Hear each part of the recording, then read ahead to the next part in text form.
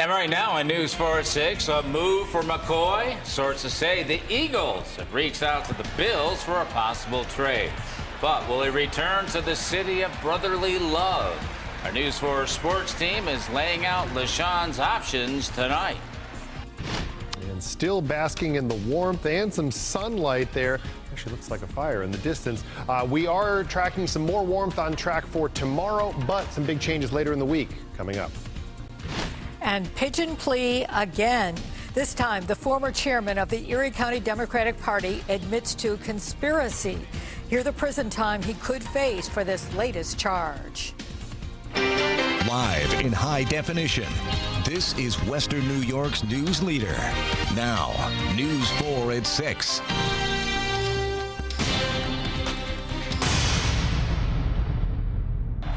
Is LaShawn McCoy heading back to Philly? The Bills and the Eagles could be on the verge of a blockbuster trade. The Philadelphia Eagles are interested in one of the Bills' best players, LaShawn McCoy. Our sports director, Josh Reed, broke this story earlier today. He's here now with more on a possible trade. Josh? Well, the Eagles have reached out to the Bills to kick the tires on a potential trade for LaShawn McCoy.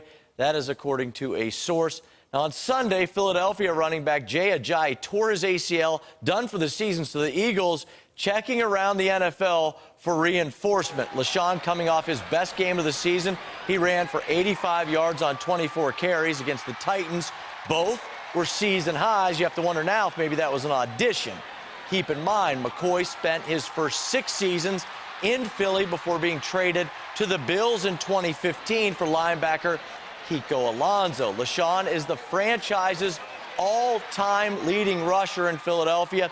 Since Brandon Beane and Sean McDermott took over the Bills, they've shown time and again they are not shy about trading away veteran talent to help build for the future. I don't know the exact details of the trade talks, but I would assume the Bills would be looking for draft picks in return for McCoy. Coming up at 6, trade him or keep him. I'll tell you what I believe the Bills should do. In the studio, Josh Reed, News 4 Sports. Thank you, Josh. We'll look for that. But let's turn to the weather now. If you didn't know any better, looking outside, you'd think it was the middle of summer. Record-breaking heat today, lots of sunshine, and it is October 9th. Our chief meteorologist, Todd Santos, told us this might happen today. Yeah. So the big question is, do we keep those shorts out? Keep for one more day. And I'm going to repeat what you told me earlier, that it was too hot to play golf today. I love hearing that. It's just funny that, we all kind of react differently to temperatures in the lower 80s this time of the year. But here it is. I mean, we did hit 83 degrees. And it's remarkable for a few reasons. One is that the record is old. I mean, it was a 109-year-old record of 81 that we broke. We tied a record yesterday, we broke a record today, and tomorrow we're likely to be within a couple degrees of the record. The thing is, the record for tomorrow is 85 from 1949, so we'll see if we can actually get there. Right now in Buffalo, kind of moving around the camera, trying to actually pinpoint the source of that fire, I believe. But as far as temperature-wise, I want to show at least where we are now. These are just the full current stats from the airport. Breeze out of the southwest at 8 miles per hour. Last check at the lighthouse, we had a south and southeasterly breeze. So for that, at least would allow even those temperatures to get in toward the city, to see numbers like 80 in the city right now. Beautiful all the way out in a good stretch of Genesee and Orleans counties. Get down into the hills and temperatures are a tiny bit cooler, but I mean, even these lower 70s have to still feel beautiful outside with the sunshine. This afternoon, we've seen at least a few clouds here across, especially the southern tier. We're likely to see more clouds tomorrow, so I do think these temperatures for many areas are going to be possible again, but our daytime highs are going to be limited closer to this type of realm for tomorrow, especially across the southern hills. One other thing we're watching is that cold front back to the west and our next chance for some showers. I think the earliest that we may get into some rain is for tomorrow night, Wednesday night, at around 10 to 11 p.m. for just some of this leading edge stuff. And then we get into the better chances really into early Thursday. But for right now, it does look like most of that rolls through during the first half of Thursday. Some of these clouds are from the outer edge of Hurricane Michael working its way toward the Gulf Coast. It is a Category 3 storm expected to make landfall tomorrow. And I'll have more on that coming up in my next segment. But at least for tonight here in Western New York, quiet. And Food Truck Tuesday, it's the last one. Should be a beautiful one if you head out in that direction toward Larkinville. Don, Jackie? Things started to mount up, and that obviously played a role in our ultimate disposition.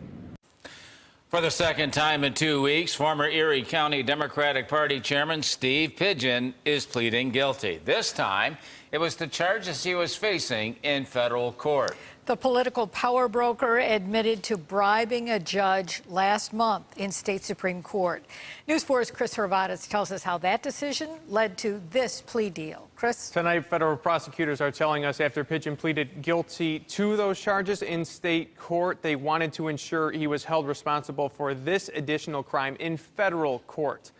What Pigeon admitted to today is conspiring to get a Canadian citizen to donate $25,000 to the re-election campaign of a New York State official. News 4 previously reported that public official is Governor Andrew Cuomo. Pigeon left federal court this afternoon after agreeing to his plea deal without comment. He'll be sentenced for the crimes in state court on December 21st. He'll then be sentenced for the federal crime on January 25th. Pigeon's attorney, Paul Cambria, said he'll try getting those sentences to be served at the same time. The federal sentencing guidelines call for Pigeon to serve between 10 and 16 months behind bars on that conspiracy charge. The guidelines are no longer mandatory.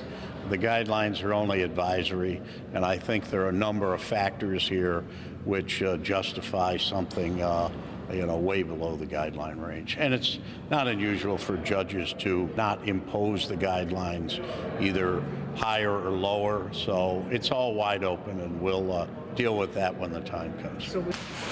If he is sentenced to anything beyond what the sentencing guidelines do call for, Pigeon does have the option of appealing that sentence. Now, read this as you will. U.S. Attorney J.P. Kennedy was asked if this investigation is ongoing or if it was over. He said no comment. However, Cambria did tell us that this agreement does not require Pigeon to cooperate with federal investigators in any way. Chris Hervadis, News 4. With the annual tax foreclosure sale just a week away, city attorneys are now working with Buffalo property owners to help them keep their property. More than 3,000 city properties are on the auction block now. And as Al Waters tells us, legal service agencies are hard at work helping people hold on to their homes. Al? That's right, Jackie. And Don, the whole purpose of the tax sale is making sure the city gets the money it's owed, even if it means selling someone's property out from under them. Getting that notice of a pending sale can be heart-stopping, but it doesn't have to stay that way. Hundreds of investors and prospective property owners show up each year looking for bargains at the city's tax foreclosure sale. But prior to the three-day event next week, lawyers have been meeting with property owners whose homes and places of business are on the auction block, trying to set up payment plans. Getting the sale notice was traumatic for Kristen Higgins. My daughter had just gotten out of the hospital for dehydration, and then I got that letter when I got home. So it was definitely, very scary. The Buffalo mother was notified the house she raised her two kids in was about to be sold for the back taxes. So she met with attorneys from Legal Aid, and they met with city attorneys at the Erie County Courthouse to work out a repayment plan. And that repayment plan allows them to remove their property from the auction list for this year. We help folks, like you said, who owe just a few $100s to those that owe, thousands of dollars. Fortunately for Kristen, the amount of back taxes was very manageable, and she left with a repayment plan that will help her stay in her home. And they got it done for me, so now I have a monthly payment. Now, we can't promise that everyone will leave with a tax settlement and a smile on your face, but if you're threatened with losing your home or place of business, it may be worth a try. There's low-cost and no-cost legal assistance available from the Center for Elder Law, the Western New York Law Center, Legal Aid, and the Volunteer Lawyers Project. Al Waters, News 4 at 6. It's so deserving of him. He was a great athlete, and he's a great American hero. A local Olympian is being honored almost 40 years after his untimely death. Tonight, Jim Chick Houston will be inducted into the Greater Buffalo Sports Hall of Fame. Now, the Olympic race walker and award-winning rower is one of the 15 inductees tonight. News 4's Jen Shantz is here. She's hearing from Houston's nephew tonight, who's accepting the award on his behalf. Jen?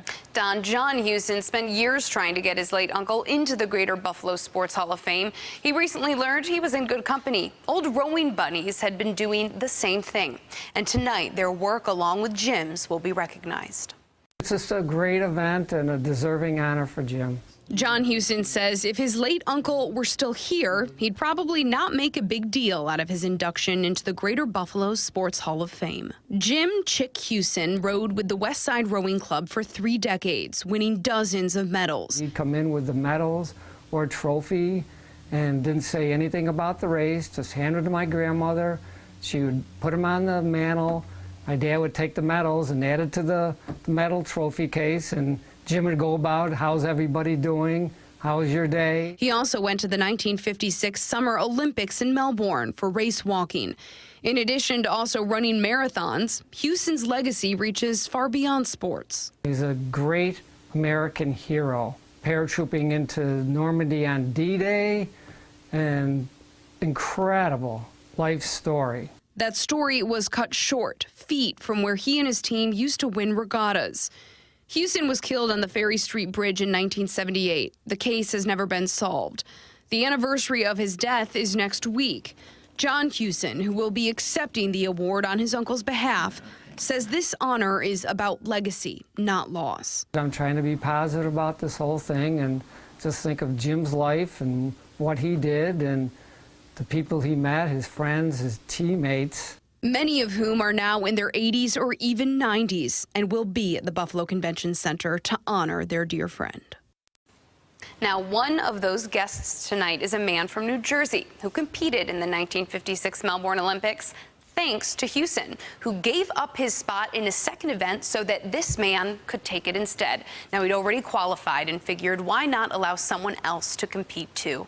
He and John Houston have never met yet, but John says he's looking forward to it tonight. Jen Shantz, News 4 at 6.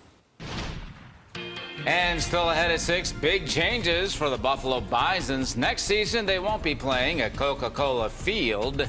Instead, they'll be playing at a field by another name. We'll tell you what it is next.